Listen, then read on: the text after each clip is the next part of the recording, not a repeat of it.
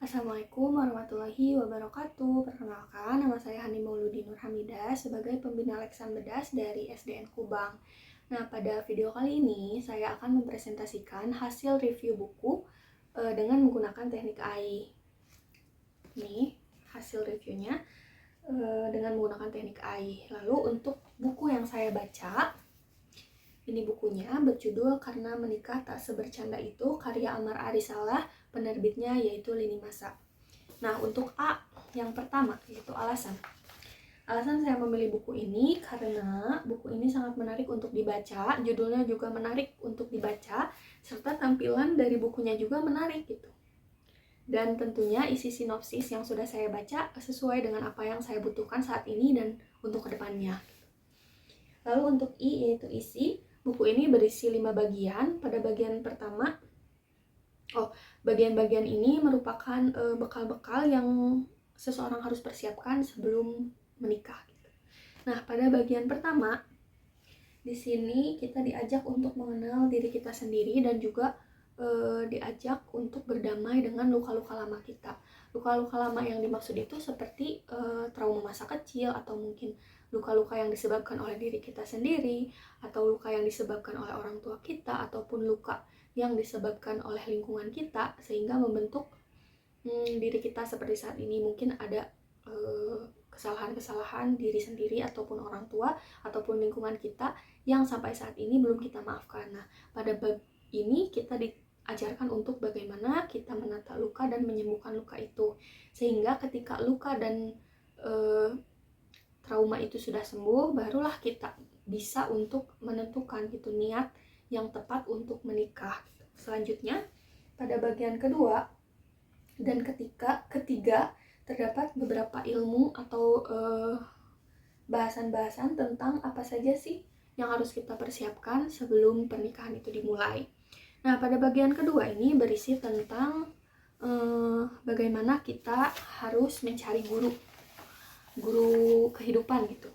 Karena nantinya pada saat menikah ada hal-hal atau peristiwa-peristiwa yang mungkin baru kita alami dan kita tidak tahu solusinya seperti apa. Nah, kita bisa tanyakan kepada guru kehidupan itu.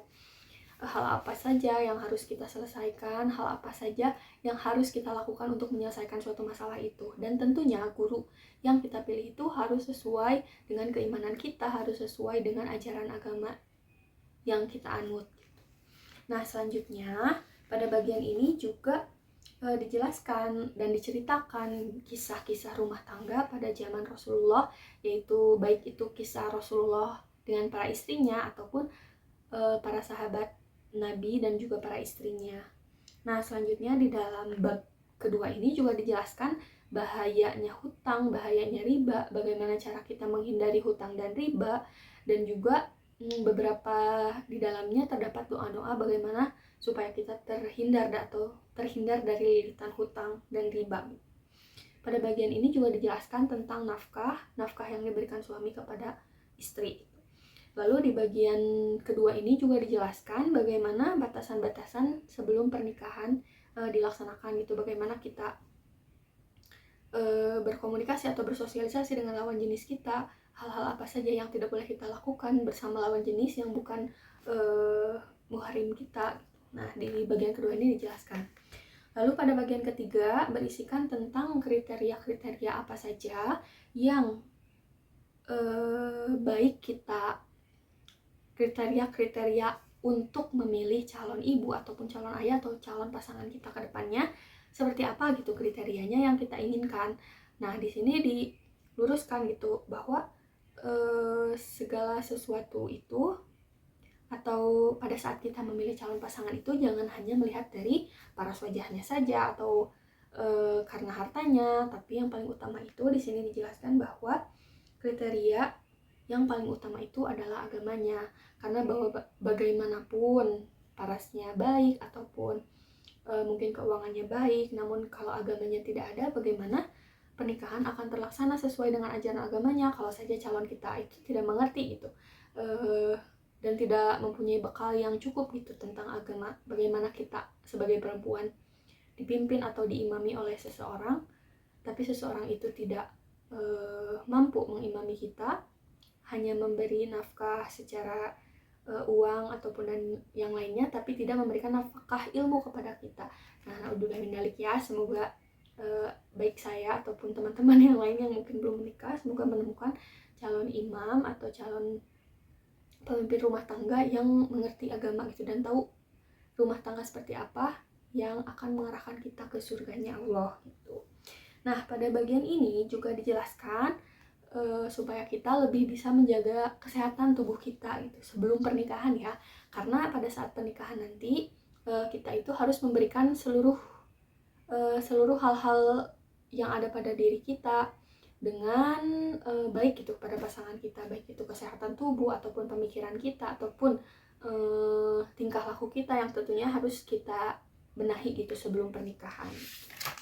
Lalu pada bagian keempat ini dijelaskan bahwa cara menjemput jodoh terbaik dalam buku ini melakukan ta'aruf gitu atau perkenalan. Nah, di dalamnya dijelaskan bagaimana tahapan-tahapan ta'aruf yang baik. Seperti yang pertama dimulai dari niat kita untuk berta'aruf, lalu yang kedua bagaimana cara kita menyusun biodata atau CV ya, lalu kita akan bertukar CV dengan calon yang mungkin berkemungkinan besar akan menjadi pasangan hidup kita. Nah, pada saat setelah biodata itu saling ditukar gitu ya, di sini kita akan memutuskan apakah kita akan melanjutkan untuk pertemuan atau tidak. Nah, kalau misalkan kita lanjut ke pertemuan selanjutnya, kita mengambil keputusan apakah calon yang kita temui pada saat itu sesuai dengan keinginan kita, sesuai dengan kriteria kita, atau sesuai dengan apa yang kita harapkan. Maka jawaban terakhir yaitu dengan melakukan sholat istikharah, itu meminta petunjuk dan pertolongan kepada Allah apakah ini memang baik untuk kehidupan kita ataupun tidak. Nah, apabila seluruh rangkaian ta'aruf sudah dilakukan, maka pada bagian kelima kita dijelaskan tentang hal-hal apa saja yang mungkin kita lalui itu antara jarak hitbah dengan jarak akad. Karena banyak dari mereka gitu ya yang tidak mampu gitu melewati antara jarak hitbah dan akad ini karena banyak sekali permasalahan yang mungkin akan tiba-tiba muncul di antara keduanya. Nah, di sini diberikan solusi gitu bagaimana kiat-kiat kita untuk menjaga hati kita supaya tidak goyah dengan hal-hal itu gitu. Bisa jadi hal-hal yang tidak diinginkan itu sebagai penguat gitu untuk kita memantapkan niat lagi untuk menikah.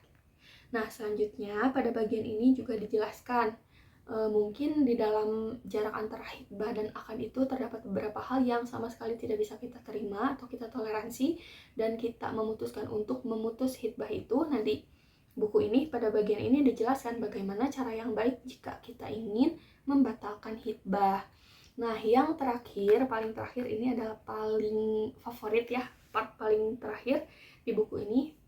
Di sini kita diarahkan atau diajarkan untuk bagaimana kita menerima pernikahan dengan sepenuh hati. Kita tidak boleh melihat pernikahan yang hanya memperlihatkan keindahannya saja atau kebahagiaannya saja. Kita juga tidak boleh melihat hanya pernikahan yang menyedihkan atau banyak sekali masalah. Nah, banyak kita jumpai gitu ya, baik di sosial media ataupun di lingkungan kita. Mereka yang sudah berpengalaman mungkin lebih banyak gitu ya, termasuk di lingkungan saya sendiri, lebih banyak menceritakan bahwa pernikahan itu sesuatu hal yang yang mungkin tidak menyenangkan bagi mereka gitu. Sehingga terbersit dalam diri saya, oh ternyata pernikahan itu begini ya, karena belum berpengalaman dan hanya mendengar pengalaman dari lingkungan sekitar kan. Tapi ketika saya melihat di sosial media banyak sekali orang-orang yang meng-share atau membagikan kisah-kisah atau keseharian dalam pernikahan yang membahagiakan. Nah, dapat saya simpulkan bahwasannya pernikahan itu bukan enaknya saja, bukan tidak enaknya saja, tapi dua-duanya saling datang gitu. Kadang enak, kadang tidak enak. Nah, maka dari itu dalam memilih calon pasangan itu harus yang mampu bekerja sama, harus yang mampu bertahan, saling mengingatkan dan juga saling melengkapi. Nah, pada bagian terakhir yaitu hak hikmah, hikmah yang dapat saya ambil dari buku ini, seperti judulnya ya, bahwasannya menikah ternyata tidak sebercanda itu. Maka dari itu kita harus lebih mempersiapkan diri, lebih memperbanyak lagi bekal ilmu kehidupan dan juga ilmu pernikahan gitu. Dan tentunya keberhasilan sebuah pernikahan itu tentu ditentukan oleh baik atau tidaknya pasangan kita gitu, mau bekerja sama atau tidak, mau menjadi lebih baik atau tidak. Maka dari itu hal yang paling sulit itu ternyata menentukan pasangan yang seperti apa gitu untuk pernikahan. Nah, meskipun dalam buku ini penjelasan teorinya mungkin terlihat mudah, namun mungkin pada kenyataannya tidak mudah. Untuk melaluinya itu kita butuh ilmu-ilmu tersebut. Nah, yang ada sedikit banyaknya terdapat dalam buku ini. Mungkin cukup sekian yang dapat saya sampaikan, kurang dan lebihnya mohon maaf. Terima kasih atas perhatiannya. Wassalamualaikum warahmatullahi wabarakatuh.